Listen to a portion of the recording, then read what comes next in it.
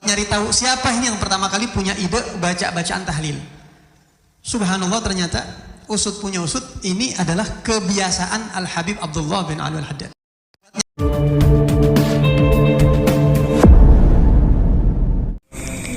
Assalamualaikum warahmatullahi wabarakatuh.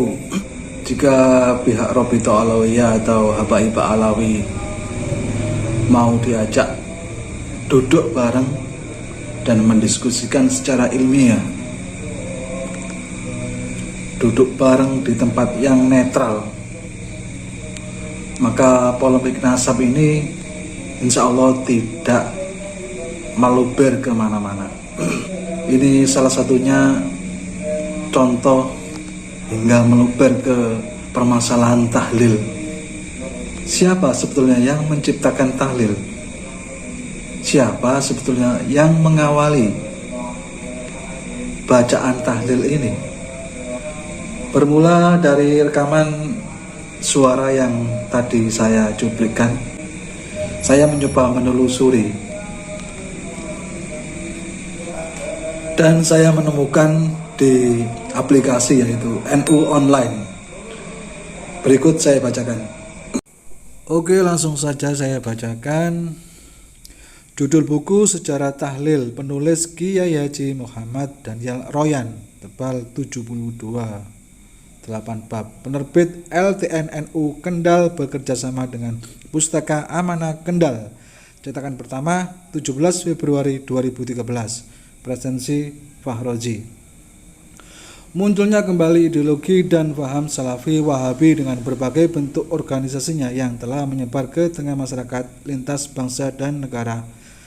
Sekarang ini yang cenderung memusyrikkan dan membid'ahkan amalan yang sudah ada, maka mau tidak mau semua yang berkaitan dengan amalia agama harus diketahui lengkap dengan dalil-dalilnya.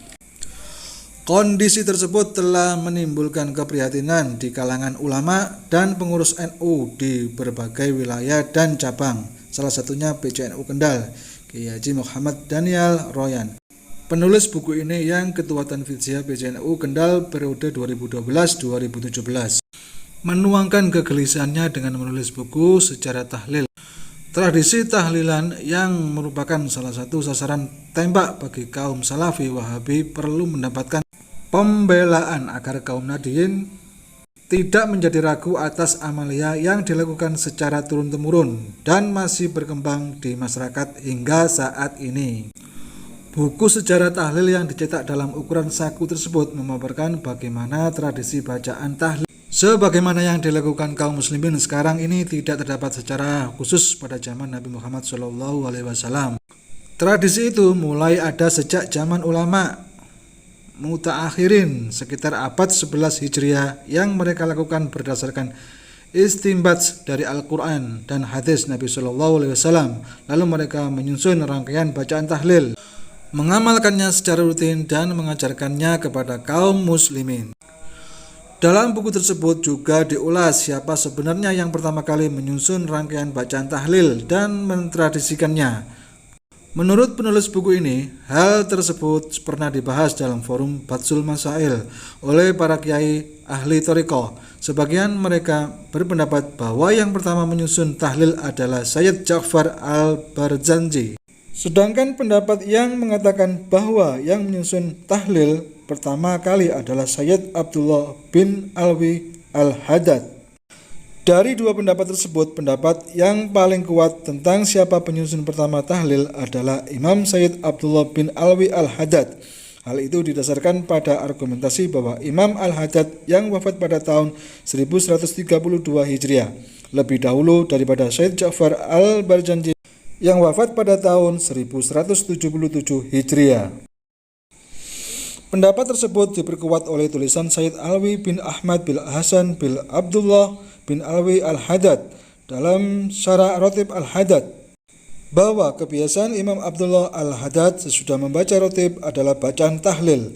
Para hadirin yang hadir dalam majelis Imam Al-Haddad ikut membaca tahlil secara bersama-sama. Tidak ada yang saling mendahului sampai dengan 500 kali.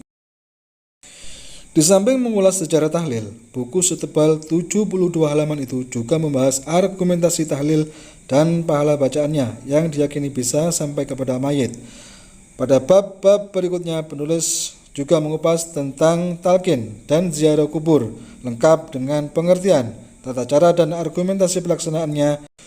Buku ini wajib dibaca oleh warga Nadliyin di Kendal karena memang diterbitkan dalam rangka penggalian dana NU Kendal dan menggantikan model penggalian dana dengan lewat stiker.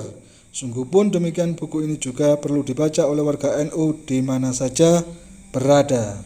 Jadi hanya data ini yang bisa saya baca, dan saya tidak menemukan bacaan lain selain di aplikasi NU Online. Dan pernyataan Habib yang muncul di awal tadi, semula saya sebelumnya ragu ya, tapi setelah membaca di aplikasi NU Online terjawab sudah. Kurang lebihnya mohon maaf sebesar-besarnya dan saya akhiri. Assalamualaikum warahmatullahi wabarakatuh.